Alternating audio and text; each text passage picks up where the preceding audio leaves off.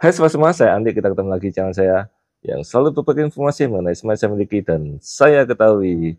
Oke teman-teman semuanya, kali ini sudah ada Borneo X di tangan saya teman-teman. Ini ya, ini ada tulisannya, bisa kebaca nggak ya tulisannya ya?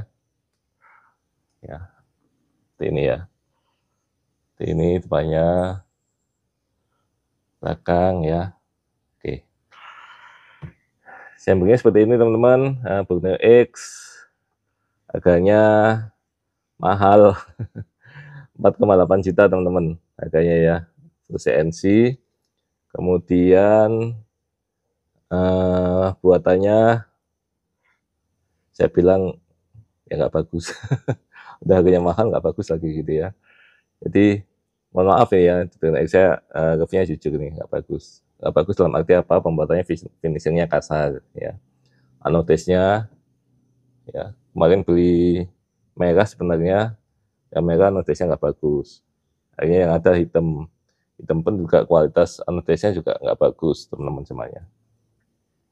Kemudian begitu datang teman-teman, ini saya kokang ya, karena saya kan belum tahu chamber ini. Saya kokang keras sekali ya. Ternyata ininya keluar. Ya. Begitu keluar, melukai atasnya gitu ya. Sehingga udah ada luka jadinya ya. Itu saya bongkar, betulin. Ya, kemudian hammernya kasar. Ya kurang inilah, kurang bagus lah ya. Kemudian ini itu kekurangannya teman-teman ya.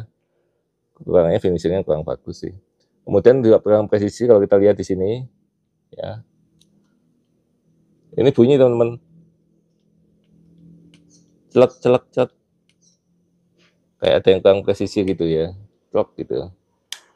Ya biasanya kan langsung nggak bunyi ya, kayak saya jam-jam saya yang lain nggak bunyi, tidak enak aja, selep gitu. Oke, itu kekurangan teman-teman. Kemudian backnya seperti apa? Back belakangnya seperti ini. Back belakangnya keras sekali ya. Ini WM kali ini ya. WM kali ini ya. WM. Misumi WM kemungkinan. Depannya enteng lunak sekali, soft sekali depannya. Saya buka ya.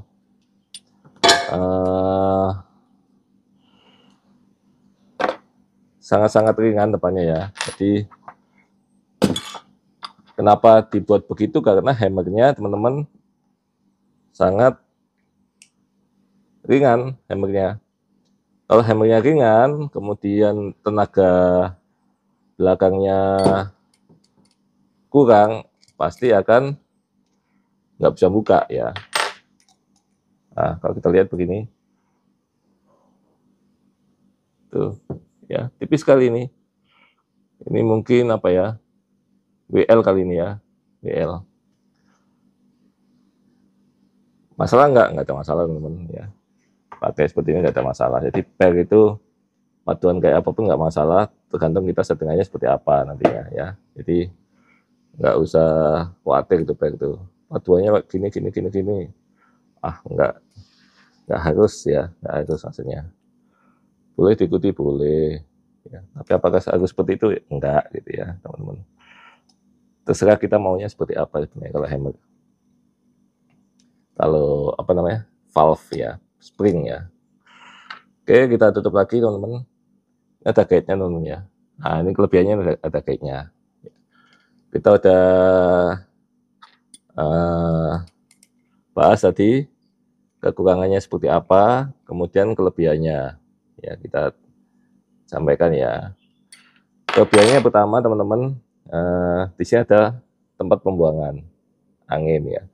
Jadi kalau kita nggak pakai knockdown, kemudian ada masalah dengan senapan, kita harus membuang angin, tidak harus dari manometer. Kenapa? Kalau dari manometer, kalau kita sering copot-copot, biasanya manometernya itu bisa ya tergores, rusak kan gitu ya. Kemudian nggak bekerja dengan baik ya. Dengan adanya tempat pembuangan, ya kita buangin di situ aja ya buangnya. Itu salah satunya. Kemudian part-partnya ini stainless teman-teman. Nah ini beda dengan unit lain. Yang lain biasanya pakai apa istilah dural ya, ini pakai stainless ya. Ini kuningan kayak ini ya. Saja hitam-hitam ini ya. Saya ini hitam ini apakah karatan atau apa, kemarin saya auto sol tetap aja kayak gini ya. Ini ya apa namanya, hitamnya gitu ya. Apalagi belakang ada pengunci ya, ini sudah ada pengunci teman-teman. Jadi kalau kita setting senapan, mundurin majuin gitu ya, nah ini bisa dikunci sehingga nggak gerak nih ya. Jadi begitu dikokang, nah ini berapa kali kokang nggak akan berubah gitu ya. Tuh kemudian di belakang ada plusnya ya, kita buka ya ini ya. Ini ada anti boncengnya teman-teman, ini sudah saya ganti ya bagiannya. Ini ada anti bonceng ya, sehingga kalau kita menembak gitu ya, dia akan meredam ya, sehingga nggak bolak-balik nekan terus tuh bagiannya. Bonceng itu begini ya, dia ada anti boncengnya. Nah itu kelebihannya ya. Hanya saja kalau anti bonceng ini yang saya rasakan kalau di pack ininya kenceng, nah itu baru anti bonceng. Tapi kalau pack belakangnya lemah, gini juga, sama juga, gitu ya. Pack belakangnya lemah gitu juga. Nah ini masalah lagi nih. Jadi kurang pas dikit gitu masalah ini.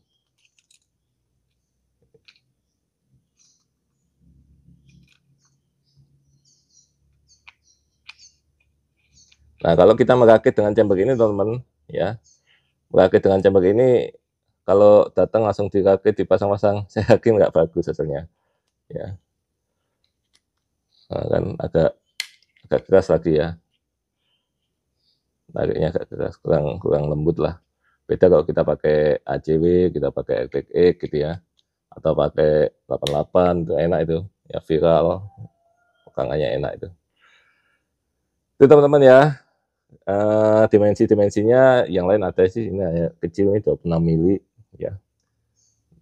Volume tabungnya, volume chambernya berapa, ruang ledaknya nggak ngukur gitu ya. Plus setelahnya lagi di sini ada pengunci teman-teman ya, ada pengunci. Jadi kalau kita nggak mau nembak ya bisa dikunci di sini ya. Ini mekanismenya hanya nahan ke sininya aja nih ya, mekanismenya nahan ke frame-nya teman-teman semuanya, sehingga dia nggak, kalau ketarik mentok sama frame, sehingga bisa ditarik, itu aja sih.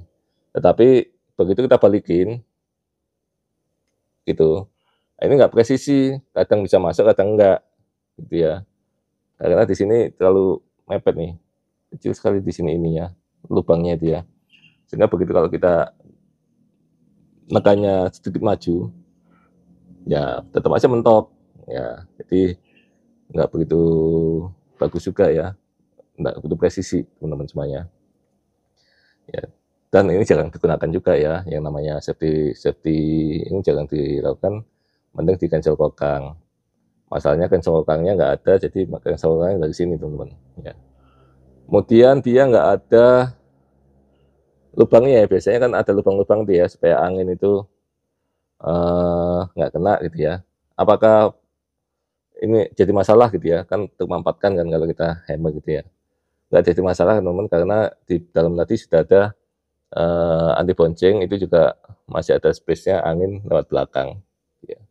Dibentukan tuh angin ke belakang ini ya, laginya anginnya ya, jadi nggak masalah, nggak ada ini pun, nggak ada apa namanya, lubangnya juga nggak ada masalah ya. Itu aja teman-teman sekilas ya mengenai Borneo X. Nanti kita rakit ya Borneo X-nya jadinya seperti apa, feel-nya seperti apa. Untuk sementara kalau chambernya ya lumayan bagus, tapi kalau dibandingkan dengan harganya kemahalan. Itu aja teman-teman ya, kemahalannya. Ini memang pembuatnya pernah pernah jadi juara kayak ini di SEA Games 2016 Filipina gitu ya. Havermin gitu ya. Nah ini ya, bisa sampai 3.000 PSI ya, jadi aman nih. Kalau kita pakai regul pun, regulnya bocor pun, kalau kita ngisinya 3.000 PSI nggak akan ada masalah, aman ya. Dari Dural seri 7, seri apapun teman-teman, yang penting kalau tekanannya tidak melebihi dari batasnya dia akan aman ya. Itu aja yang bisa di-share kali ini teman-teman semuanya. Jangan lupa like, share, dan subscribe. Salam Selaras. See you.